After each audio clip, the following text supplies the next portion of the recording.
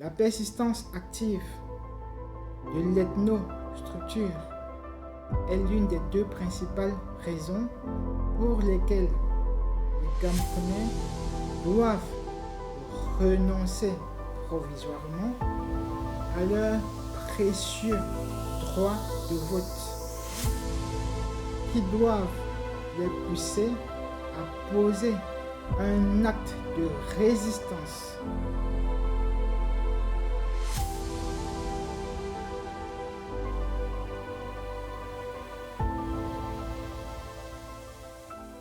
Bonjour. Dans une de mes vidéos précédentes, je vous ai rappelé la nécessité d'imprimer le mouvement pour s'extraire de tout contexte de dictature politique. Dans cette série de vidéos, je promeus un type spécifique de mouvement pour le Cameroun. Je vous demande de m'accompagner massivement dans cette initiative. Nous verrons ensuite comment le régime de Paul Biya peut y résister. A priori, chacun des Camerounais qui voudrait aller voter devrait en 2025 et en fonction des expériences passées se demander si son bulletin de vote a un réel pouvoir sur les dynamiques politiques et donc sur la destinée de la nation. C'est important de se poser cette question dans la mesure où l'on observe un flagrant contraste entre les réélections successives de Paul Biya et la dégradation structurelle et continue globale des principaux indicateurs nationaux. Ce sont les indicateurs économiques, sociétaux, politiques, instructionnels et éducationnels. De deux choses l'une, soit les Camerounais ne sont pas suffisamment conscients de l'état de dégradation avancé de leur nation, soit la valeur de leur bulletin de vote est annihilée par des mécanismes qui leur échappent. Pour des raisons objectives, on peut considérer la deuxième hypothèse. Si ces mécanismes leur échappent, ceci veut dire que le peuple camerounais n'est pas souverain. En d'autres termes, leur volonté de donner une direction précise à leur destinée est paralysée, méprisée et neutralisée par un système servant un dessein nébuleux. Dans le cadre de cette deuxième hypothèse, on peut poser une problématique assez simple. Cette problématique se décline en deux questions. Les réponses à ces deux questions sont concomitamment deux raisons légitimes pour refuser de participer à cette farce organisée par Paul Biya depuis au moins 1992. Ce sont deux raisons légitimes pour renoncer à votre droit légitime de vote. Ce sont deux raisons pour mener une action de désobéissance civique. Ce sont deux raisons pour rester sagement et tranquillement chez vous le 12 octobre 2025. Ce sont deux raisons légitime pour déclencher une révolution citoyenne.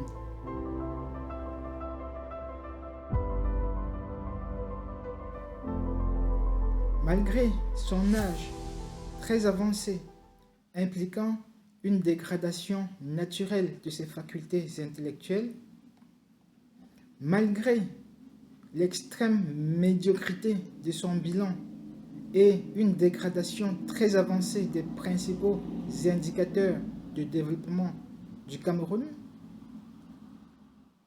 bien que déclaré candidat aux prochaines élections présidentielles, Paul Biya ne présente aucun projet politique à la hauteur des enjeux. Il ne mène aucune campagne électorale digne de ce nom. Et pourtant, il semble très confiant d'être réélu. D'où lui vient cette assurance?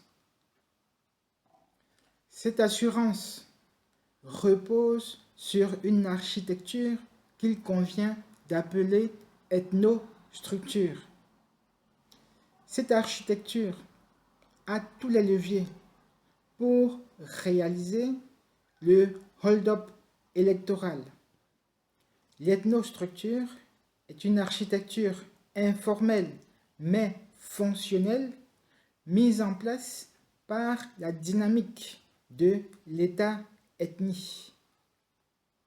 Elle se traduit par un organigramme de gouvernance dont le casting privilégie qualitativement et quantitativement une ethnie spécifique dans le but de protéger ou pérenniser le pouvoir du despote ou dictateur. Dans cet organigramme, les autres personnes issues d'ethnies différentes ne seront considérées que comme des faire-valoir. Ce sont des personnes qui auront cependant fait implicitement allégeance au principe de l'État-ethnie. L'ethnostructure pervertit les institutions de la nation en les subordonnant au principe de l'État-ethnie afin de servir les ambitions personnelles ou les desiderata du dictateur. Donc, si le dictateur, en l'occurrence ici Paul Biya, décide de rester au pouvoir ad vitam aeternam, c'est-à-dire indéfiniment, c'est l'ethnostructure qui se chargera de réaliser ou alors de concrétiser cette décision. Pour dissiper tout équivoque, je précise ici que le despote ne fait qu'instrumentaliser l'ethnie pour servir ses ambitions personnelles. Ainsi, peu importe que Paul Biya soit très âgé, peu importe qu'il ne présente aucun projet à la hauteur des enjeux actuels du Cameroun, peu importe qu'il ne fasse pas campagne, peu importe qu'il présente un bilan extrêmement médiocre, là où n'importe quel candidat ordinaire échouerait, l'architecture de l'ethnostructure garantira quand même la réélection de Paul Biya. Donc, la question qu'il faudrait se poser serait de savoir si l'ethnostructure mise en place par Paul Biya en 1984 après le coup d'État manqué est encore active et pleinement opérationnelle. Tous les indices nous montrent que c'est encore le cas. Même si actuellement elle semble affaiblie, les leviers de cette architecture semblent encore suffisamment efficaces pour nuire à l'objectivité démocratique. La persistance active de l'ethnostructure est l'une des deux principales raisons pour lesquelles les Camerounais doivent renoncer provisoirement à leur précieux droit de vote. C'est l'une des principales raisons qui doivent les pousser à poser un acte de résistance, à poser un acte de désobéissance civique.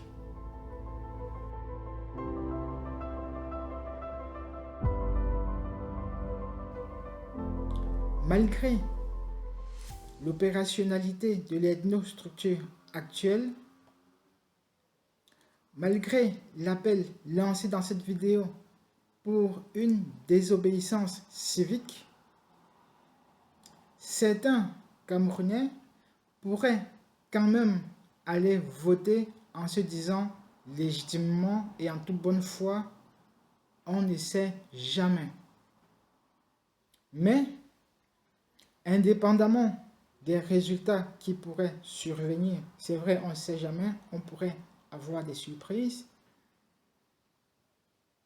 Aller voter dans le contexte du régime institutionnel actuel du Cameroun comporte des risques, notamment l'avènement d'une nouvelle ethnostructure. En supposant, dans le plus grand des hasards, que l'un des candidats de l'opposition remporte les prochaines élections présidentielles, qu'est-ce qui garantit aux Camerounais, à la nation camerounaise, que le nouveau président de la République ne nous fera pas un nouveau Paul Biya, ou alors ne mettra pas en place une nouvelle ethnostructure? En d'autres termes, quelles sont les balises prévues par les institutions camerounaises pour empêcher le nouveau président de la République de reproduire les mêmes schémas que Paul Biya afin de s'éterniser au pouvoir? La réponse est rien. Les institutions camerounaises ne sont dotées d'aucun instrument permettant d'empêcher tout président d'instaurer une ethnostructure. A fortiori, compte tenu de l'identité de la nation camerounaise et de son histoire, la propension à installer ou alors à instaurer une ethnostructure est très élevée. Et le régime de démocratie actuel du Cameroun n'offre aucune protection aux institutions face à ces systèmes nébuleux. Par conséquent, avant d'aller voter de manière utile, il faut nécessairement au préalable évincer Paul Biya et son système. Ensuite, il faut impérativement mener des réformes systémiques et institutionnelles.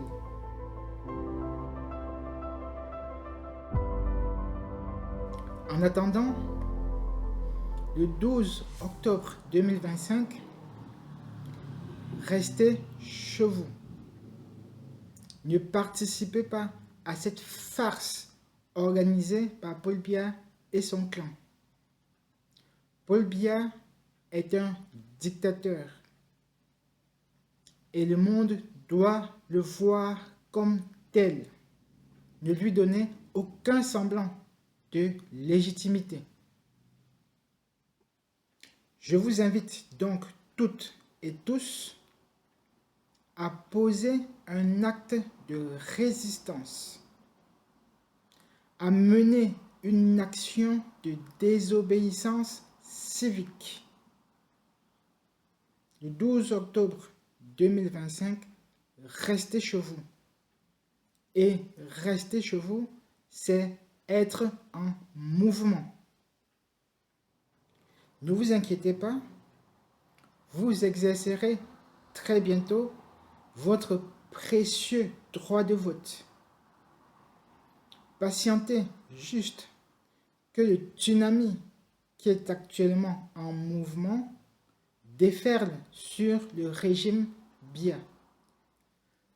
Pour en savoir plus sur ce qu'est l'état ethnique et donc l'architecture de l'ethnostructure, vous pouvez vous procurer ce petit ouvrage disponible sur Amazon et sur quelques points de vente que je préciserai via le site indiqué en dessous en description de cette vidéo.